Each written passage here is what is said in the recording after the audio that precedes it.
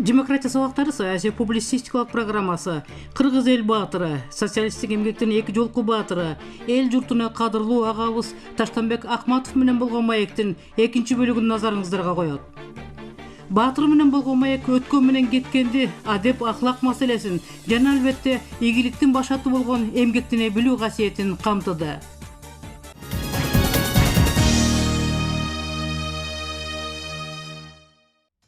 Таштанбек Акматов агай менен болгон маектин биринчи бөлүгү эфирге чыккан соң, ондогон көрүүчүлөр телефон чалып Баатырга ыраазычылыктарын билдиришти. Мурдагы замандагыдай эле тигил же бул маселени жогорку бийликке жеткирип чечип берсе болот эле деп, коомдук телевидениенин кабылдамасына келгендер да болду. Анан да Чабан Таштанбек Акматовдун илгерки депутат болгон учурун, мал аркасында жүргөн кездерин жана азыркы жашоосун көрсөтүүнү суранышты. Кептин чыны Таштанбек Акматов агайды урматтап сыйлагандар, сагынгандар арбын экен. Эгемендүү мамлекетте жашап жатып, эмне үчүн совет мезгилин самашат деген жаштарда собол пайда болушу ыктымал. Менимче бардыгы салыштырмалуулукта.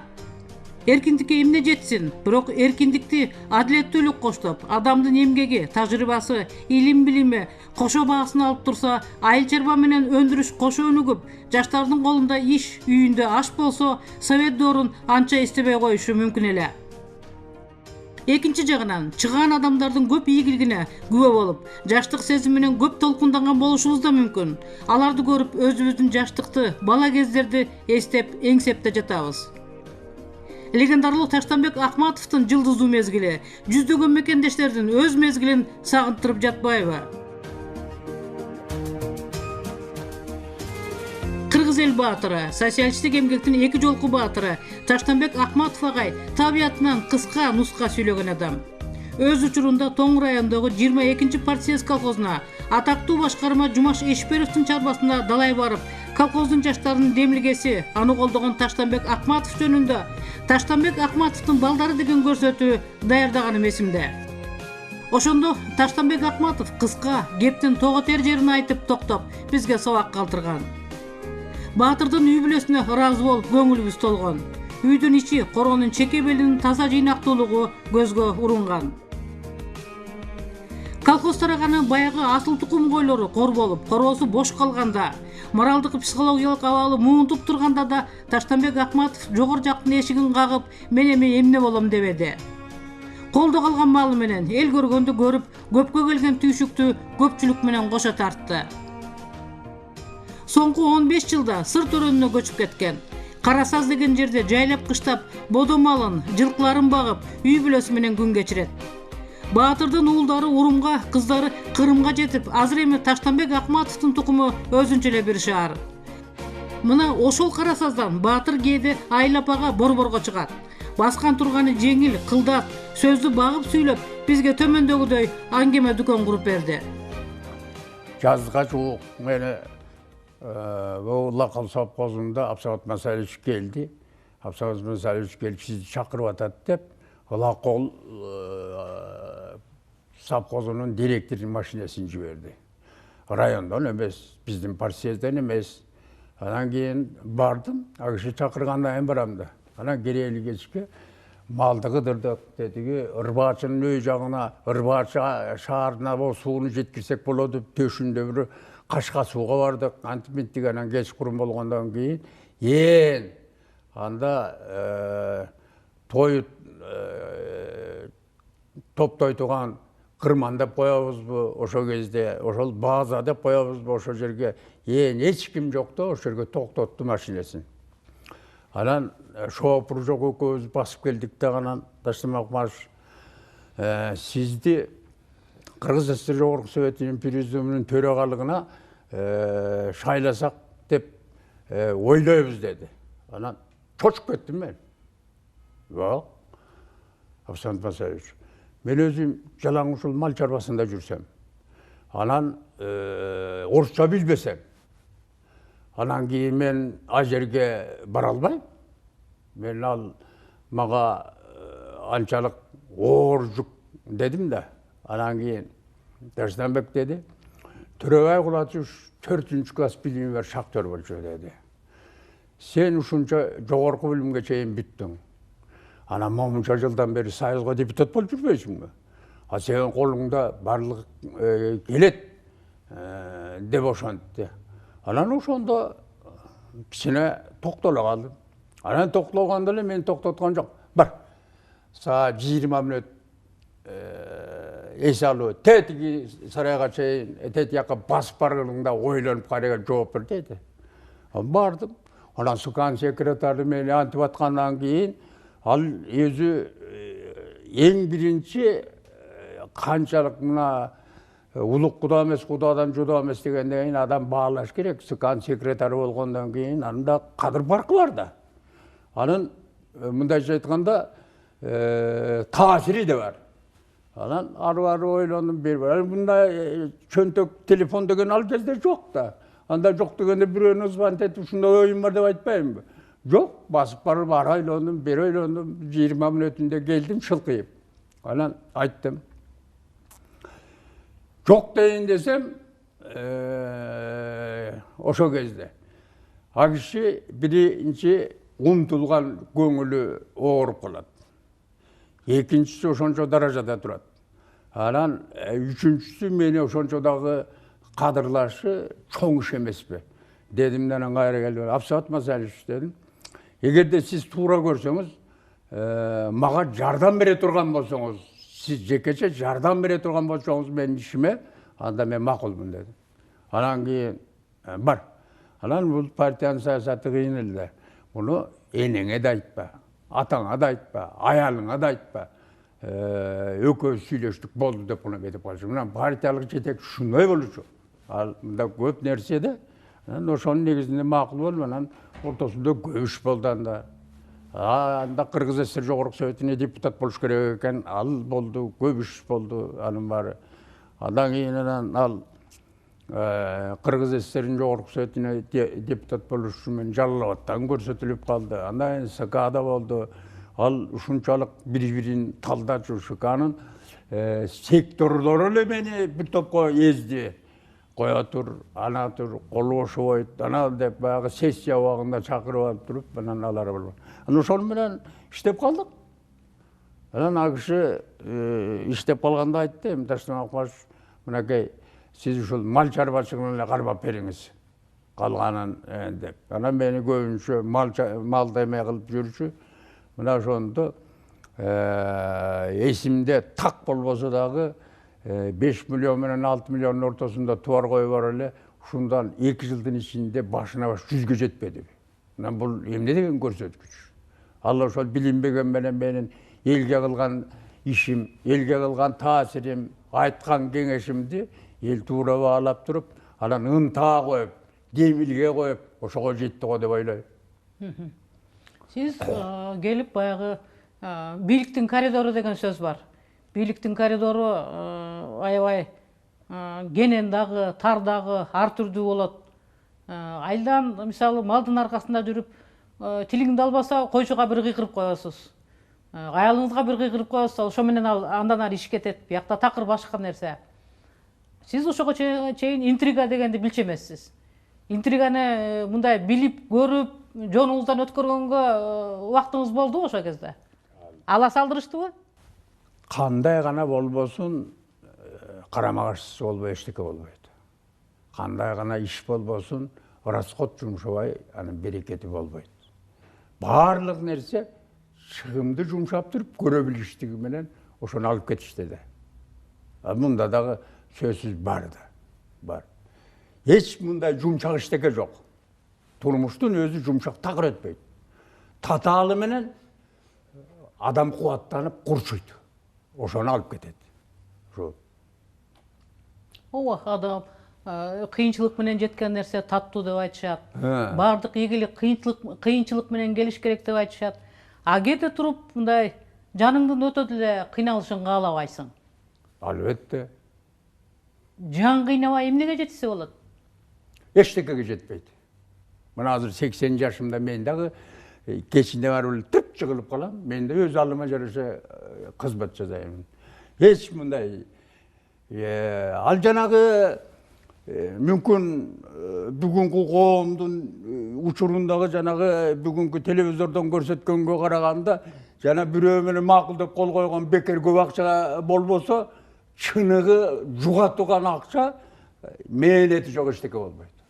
Барлыгы мээнетте. Бир сөз менен айтканда ошол.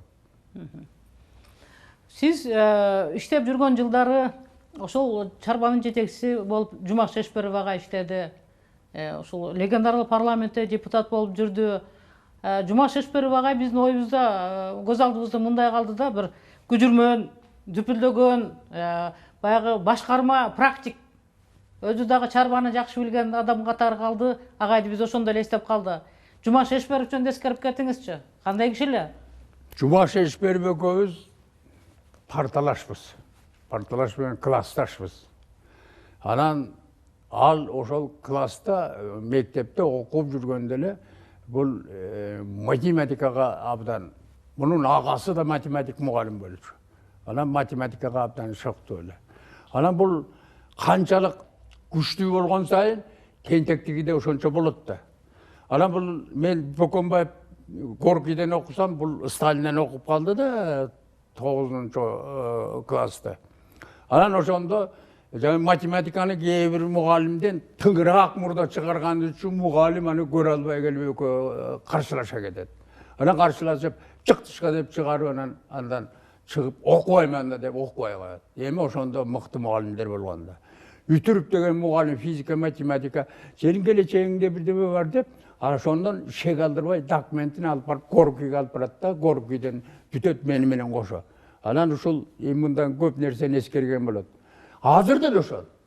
Азыр деле мектепте көрө албастык мугалимдер кээ бирлерини туура келтирет. Эми ал аттестат албай калса мынча болбой калат беле. Аттестатта ошол именно үтүрүптүн демилгеси, үтүрүптүн эмгеги менен эч кимге көрсөтпөй, эч кимге айтпай, мугалимге айтпай, ал лишний жекече эмесинин баарын Горкийге алып бараттарын ушуну окугун дейт. Анан экөөбүздөн Горкийден окуп калдык.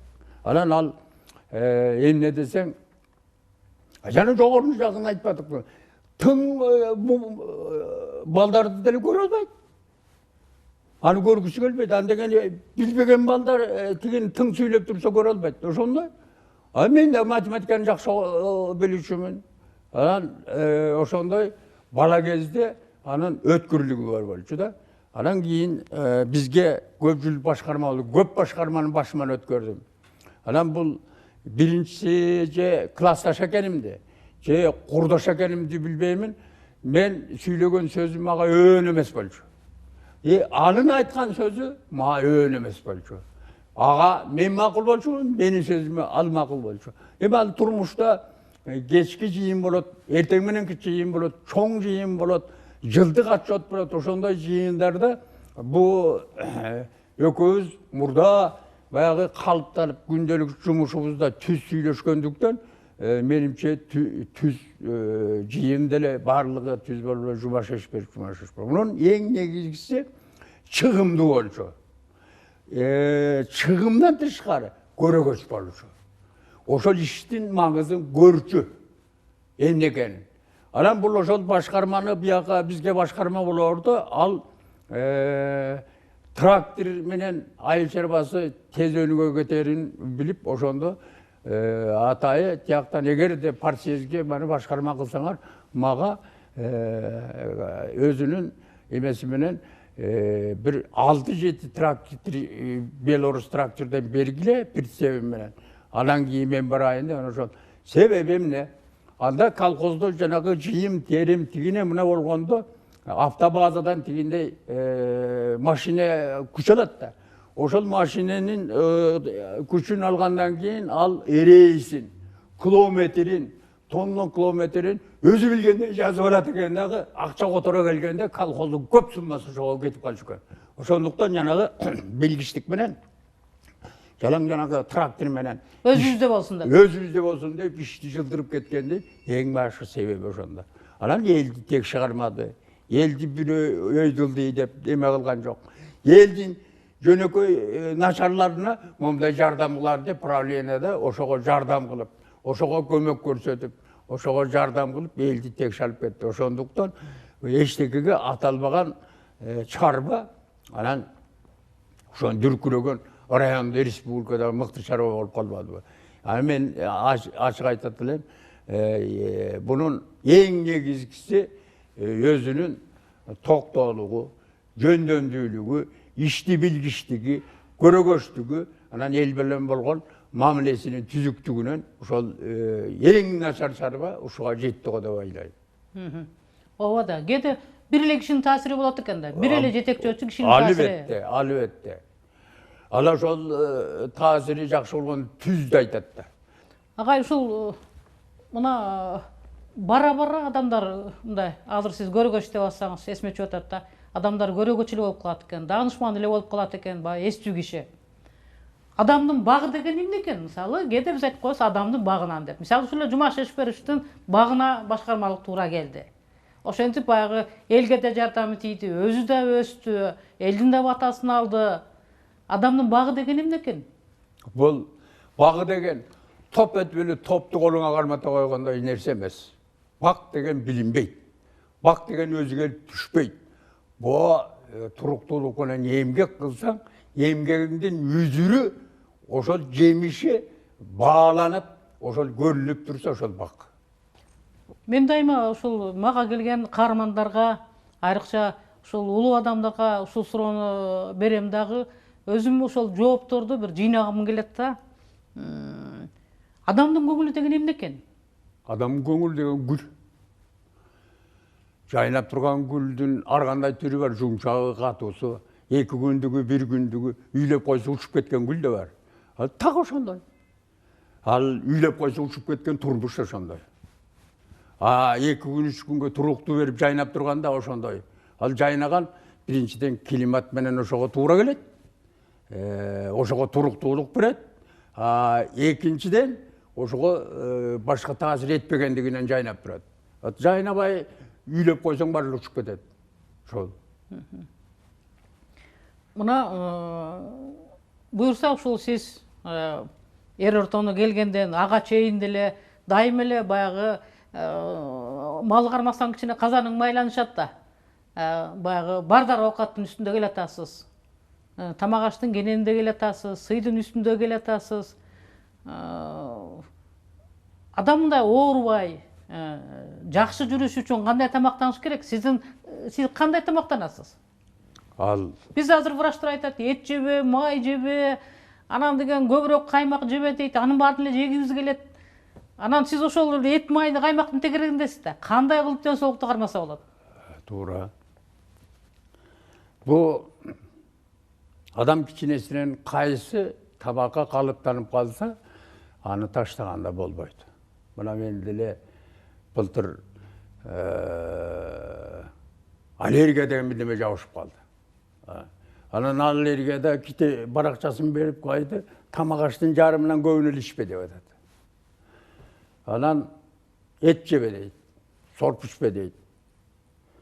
Анан бул сорпону дагы мен өзүмдүн тажрыйбамда көрдүм.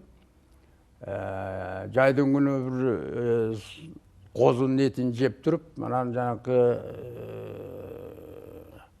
ак серке деп коет го кыргыздын сөзү. Анан ошол баарынан күчтүүлүк кылат экен. Ошондон 2-чин ичип койсом, мен давлением көтөрүлдү. Шак эле. Жок давление көтөрүлдү. Мына тамактан деген ошол экен да. Анан экинчиси калыптанып калган дегенде эт жебе дейт. Эт жебей чыдай албайм. Ошол менен кошо ыргып кетсем дагы кел айланайын да алдык этиңден деп анан этти кадимкидей жейм. Бирок сорпосун ичпейм. Анан жанагы эми аллергияң билбейм, Мамбет Мамекеевич да ушундан кутула албайм дейт, ошол академик кутулбагандай мен андан бетер кутула албайм да. Анан кичинеден адамдын чычкысы деген баягы мурда жеп жүргөн калыптанган эмеден жей коюп, анан ошону менен келатам. Бирок илимде деле, тажрыйбада деле адамдын көп оорусун тамак чогултат экен. Ал эмнени айтып атам? Адам көңүлүнө жакшы келип кыйбай турган тамакты деле ашык ичпеш керек. Баарлыгын өзүнүн нормасында. Мен кайсы тамакты ичип, кайсы тамакты сиңирип келатамын. Эгерде ошол тамактын кайсынысы жакпай калса, так ошону токтотконго аракеттенемин. Ал адам өзү тараза болуш керек экен, көңүлү тараза болуш керек экен, өзү тараза болуш керек экен. Анан ошол ичкен жеген аз болсо да ошого каниет кылып умтулбаш керек экен да. Олон өзүн өзү жанагы тарбиялык мааниде кармагандай ички организмди дагы өзү калыптанып кетсе келетабы деп ойлойм. Анан 80 жашка чейин келатат. Эми мындан аркысын жаратылыштын Алла сөзү билбесе. Ооба да, ооба. Эми азыркы заманда агай 80 жаш эчтеке эмес. Мына ушул Мамбет Мамакеевич 90го чыкты, ал киши менен сүйлөшүп отуруп, ал кишинин дагы бир бери дегенде 30 жылдык потенциалы бар экенин билдик. Адамдын оюнун тазалыгы, көңүлүнүн тазалыгы, ар жагындагы духунун күчтүүлүгү, ушул да. Ушул илгери айтышчу 80 жаш деп, азыр 80 жаш бара-бара орто жаш, орто куракка барат экен бул. Заман ошого алып барат го бара-бара. Бир учур болот турбайбы, бир ылдыйлаган, өдөлөгөн. Азыр биз Кудай буйрса мындай бардык тараптан жогорулаанын үстүндөбүз. Ал курак тестебей эле коебуз. Мен айтаар элем, адам улгайган сайын кызмат жасаш керек. Адам улгайып калгандан кийин мына жаным кей деп жата берсең, 3 күндөн кийин андан бетер төмөн болосуң. Анан мен алыма жараша тырмалаган. Эмгек кылам, тырмалайм, ат үстүндө жүрөйм, анан башка жумуш бар, аны жасайм. Бирок өтө чарчаганда шалдырай түшүп эле жаткың келип калат экен, бияк жагы бар. Биз азыр баягы баарыбыз тең мамлекетибиз батыраак калыптанып кетсе экен, мамлекет күчтүү болсо экен деп ойлойбуз. Анан сиз кыраак адамсыз да. Азыр парламентке ар түрдүү депутаттар келди. Алар эми азыркы келген депутаттар сиздин баягы неберелериңиз менен тең балдар келишти. Аларды жаш деп карай албайсың. Парламентке келген депутатты мамлекеттин жүгүн көтөрөт, элдин жүгүн көтөрөт деп карайбыз. Анын жаш курагын, билимин, анысын мунусун сураганга бизге убактыбыз жок. Ал келдиби, келгенден кийин ошого жооп бериш керек. Азыркы парламентти, азыркысында, мурдагысында карап отуруп эмнеге келесиз? Мен көңүлүңүз тоёбу? Эң негизгиси элим тынч болсо экен. Элимдин баягы козголоңу бул өзү бир мындайча айтканда бул өзү абдан тескери нерсе да. Эл бир козголуп албаса токтолбойт экен да. Ошондуктан эл тынч болсо өзү менен өзү өсүп атат. Түз эле багыт жетекчи түз багыт берсе деп атам да. Анан кийин депутаттардын жакшы жагы да көп. Жакшы жагы көп дегени жанагы демократия дегенибиздин бир жагы мындай бая илгерки коммунисттик партиянын саясатындай болуп, азыр барлыгына кийлигишип атат. Анда жанагы биз эме болгондо жетектөөчү жана тарбиялаучу, башкаруучу орган дегенди алып салгандан эле партия жоголуп кетпеди беле. Анан эми мундагы биздин демократияда жетектеп баарын эле жетектебеген менен барлыгын эле мындай карап көңүл буруп ошентип жатат. Бул жагы жакшы деңизчи. Анан эми эмнеси начар десем, ушул барлык нерсеге депутаттарга деле чек койсо. 3 жыл, 2 жыл мурда деле ушундай чек бар болчу. Анан качан эле ушул барлыгы акчасын чачып коюп эле депутат боло берип, ошондон мына 30 жылга жакындап келатат. Ошентип отурса жаш качан өсөт? Жаштын колунда тигинче көп акча жок да. Ошондуктан быйылкы биздин президентибиз кыйытып айткан жанагы сөзү майдай жагат. Майдай жагат. Антегени ушул эмдигиде дагы шайлоонун ыгын өнүктүрүп, эчем курс биз бобурук балдарды көрүп биздин келечегибиз деп мактанабыз. Келечегибиз ушул силер дейт коебуз. Ошо силерди өстүрө албай атпайбызбы? Андан бир анча-мынчасы келбей атпайбы? Ошондуктан мен кейигеним ушулда, ошол депутаттар деле каниет кылса, 3 созуптан кийин кой жаштарга берилсе деп туруп, анан жанагы законду калыпка келтирип туруп, кичине жаш менен алмашса, кантип муундан муун өсөт? Кеп ошондой болуп атпайбы? Азыр 5 жолку созупка депутат болгондор чөйүн деген ой жок. Ал эмне кылса, жанагы соода жасадыбы, же башка эме жасадыбы, тыйын терсеги менен эле элди алып коюп атпайбы? Кантип жашырабыз ушуну? Кантип жашырабыз? Ой, айылга барат дагы эми мурда баягы жекече чөнтөгүнө 1000 сом ал бул деген жок калды. Силерге эмне куруп бересиңер? Ошого деп, ошол сумманы берип элди алдап атат. Көрдүңүзбү? Ошондуктан кандай жол менен ушул тазаланып, ушул жагына келебиз? Мен абдан суроо, абдан суроо. Анан жашты кантип өстүрөбүз? Бул суроо. Ушундай болуп жатат да. Мен ал депутаттардын баарын эле жаман деген жерим жок. Эми ичинде ылайлар деле бар экен, өзү эле көрүнүп атпайбы? Эл ишенип, жыргап, ушул болду десек эле, ылайы көрүнгөндөн эле демибиз суулуп калып атат. Анда жакшы жак жок турбайбы? Жакшы кадр бизде жок турбайбы? Элдин ишеничин актаган ушул ушинтип атпайбы деп, күдүк суроо бизде күнүгө жүрөктү өйүй берет. Анан билбейм, эми эл ушу менин сөзүмдү укса, депутаттар деле укса, мен жаман деген жерим жок. Бирок жаштарга бир жол берип туруп, келечекте ошо жаштарга чын эле. Эмне мектеп окушуга барганда эле барабыз. Айланайын жакшы окугула келечекчилердики. Эми ошолордон өстүрө албай атпайбызбы? Анан келечеги кайда? Жана мен жогору жакта айтып кеттим го, Абсамат Масалиевичтин мени кандай өстүргөнүн. Мына ошода. Мен жөнөкөй чабанмын да. Мына 33 жыл чабан болдум. Мен чабан болдум да. Анан эми ошондой көзү көрөгөчтөрү жок дегенде эки жактарын жаштарды бир тыңытып элге алып келсе, анан ошондо бир кичине дагы эме болобу деген мен ички оюм да. Ички оюм. Жакында президент кайрылуу жасады жогорку кеңештин алдында. Көрдүңүз да, Ооба. Ошондо айтып атат, коррупцияга каршы турам, элдин тынчтыгын, элдин бейпилдигин камсыз кылам. Ошого коомчулук сиздер да жардам берсеңиздер. Албетте. Жогорку кеңеш сизгедер да жардам берсеңиздер деп. Анан ушул президенттин бул кайрылуусу сиздин көңүлүңүзгө толдубу? Толмоктусун эле кыт куйгандай мен ушунча кубанып турам. Ар бир сөзүнө мен ыраазы болуп кубанып турам. Кубанганым бул киши илимий тарыхтын калкыма сөзү менен айткан жок. Башынан өткөн тажрыйбасын чыгарды. Башынан өткөн көргөн көзүнүн көрөгөчтүгүн чыгарды.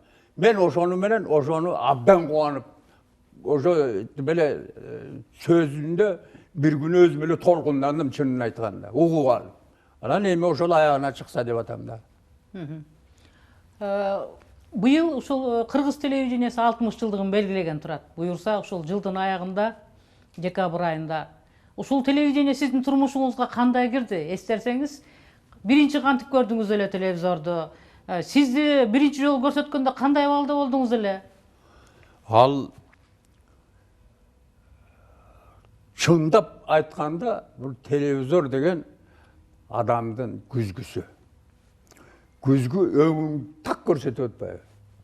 Так ошондой так көрсөтүп, айткан сөзүңдү тигине менен так деп атат. Чындап келгенде жалпы элди түздөн түз багыт бере тургандагы телевизор, элди тескери кайрап койгондо телевизор. Ошондуктан ушу телевизорду алып бара турган сиз өңдөнгөн корреспонденттерден сиз өңдөнгөн тажрыйбалуулар дагы, жаштары дагы ошондо тажрыйба алып туруп, элди түз алып барганга. Ой, барлык адамдын барлык нерсенин карама каршысы бар дебедимби жогору жакта? Эми адамда айтылат, ой, жаманын көрмөксөн болуп, жакшысын көбүрөөк чыгарсаң, анан ошондо адам демилге кылат, ынтаа кылат. Анан ошол жагын ойт деп. Мен телевизорду жасап келгендин баарына ыраазымын. Анан өзүм эле ошолордон өтүнөм.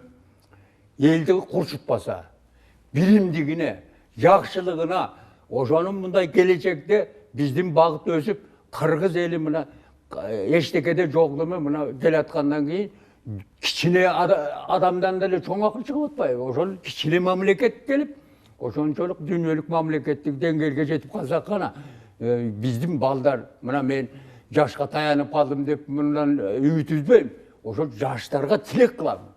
Ошентип бир дүйнөлүк деңгээлге жетсе, буга жетиш үчүн эң биринчиден ынтымак керек. Эң биринчиден ынтымак керек. Кайра айтам, ынтымак керек. Андан кийин ошол биримдиги болгондон кийин алдыга максат коюп туруп, ошол элдин багыты оң кетсе, мына болбой койбойт. Ооба, телевидение мамлекеттик чоң саясатты алып Чоң саясат. Чоң саясатты алып барат. Азыр эми айрыкча улуттукка да салыктарды жайылтууда, бекемдөөдө, кол өнөрчүлүк боюнча болуп атат, туризм боюнча болуп атат, баягы телевидение бардык тарабынан каналдары да өстү. Сиз азыр кайсы программаны көбүрөөк көрүп жүрөсүз? Жагы эмен эле көрөм, 24-тү көбүрөөк көрөм. Башка караганда 24-тү көбүрөөк көрөм. Анда күндөлүгү тагайтылгандай өзүм ошого кубанып калам да, 24-тү көрөм такай ошол. Маалымат негизинен. Маалыматта. Сиз ушул азыр жашаган жериңиз суунун башы. Суунун башы бизди врачтар айтып атат, сууну көбүрөөк ичкиле деп. Суунун башында туруп суу ичип атасызбы? Суу ичем. Кандай ичесиз? Ушуну айтып берсеңиз. Эртең менен эрте ач карын бир чыны суу ичем. Кайнаган сууну муздатып коюп бир чыны суу ичем. Анан кийин илгери биздин ата баба деле кылымдан бери ошо агын суу менен эле келбеди беле. Агын суулай болсо деле тундуруп коюп ичип эле жашап келген 90 жаштарга чейин. Анан эле кээде эми мунун ар кандай себеби бар. Мындай көп шаарды, көп айылды аралап кеткенден кийин ал таза суу болбой калышы ыктымал. Анын жагдайын түшүрүш керек. Анан тоо жагында келаткан кишиге кашка суу дайым эле мүрөктүн суусундай болуп турат. Ичкибиз эле келет, ичебиз. Муздак деле ичебиз. Ысытып коюп жаңкыдай деле ичебиз. Суусуз жашоо жок да, суу. Анан жана кыргыздын жери эле эмес, абасы эмес, суусу үчөө тең айкалышып калганда, ушунусу менен баарынан мактанса болот. Мынтип айтчу эле да илгери. Аксакалдар карап туруп айтчу эле да, ушул ай мындай жаңырды, ай мындай болот. Ал такыр окшобой калды. Окшобой калды ошол. Окшобой калды. Ана үркөрдөн сүйлөшчү үркөр менен, ай үркөр. Анан тетиги сары жылдыз мындай чыгып калды. Сары жылдыз тиги жылдыз менен окшоп калды. Ал мындай болот деген аны баары окшобой калды. Эмне үчүн? Эмне үчүн же спутнигиндеби? Бул ааламда шуккой калыптырбыз. Аалам жердеги эмеден да көбүрөөк учат турбайбы? Таасиры сөзсүз болуш керек. Андегени канчалык күч менен ошо эметкен сайын абанын толкуну да болуп атпайбы? Алмашканда мен ошондомун деп түшүнөм. Толкун болуп атат да. Эмне спутник учканда канчалык күч менен, канчалык кубат менен, канчалык ысыктык менен кетип атат. Ооба, ооба. Мына эми сиз дайым эле телевизордосуз, микрофондосуз, көп киши микрофон сунат. Бизде ушундай бир азыр сизге мүмкүнчүлүк түзөлү, ушул эл деле сизди сагынды көптөн бери. Ушул элге айта турган эмне сөзүңүз бар? Ушул көрүүчүлөр, азыр көрүп аткан бир топ кишилер, ой, Таштанбек агай деп бир топтору адам бирөөн көргөндө өзүн эстейт. Өзүн эскерет. Ошол өзүнүн жаштыгын, өзүнүн иштеп жүргөн күндөрүн эскерген кишилерге эмне айтат элеңиз? Эмне каалооңуз бар элге? Элге жанатан бери эле айтып аткандай, элимдин эң биринчи эле биримдиги, ынтымагы, тынчтыгы болсун дагы өзүнүн жөндөмүн бирөөнө док кылбай, өз жөндөмү менен адамга ырыскыны жазып коет деп коет.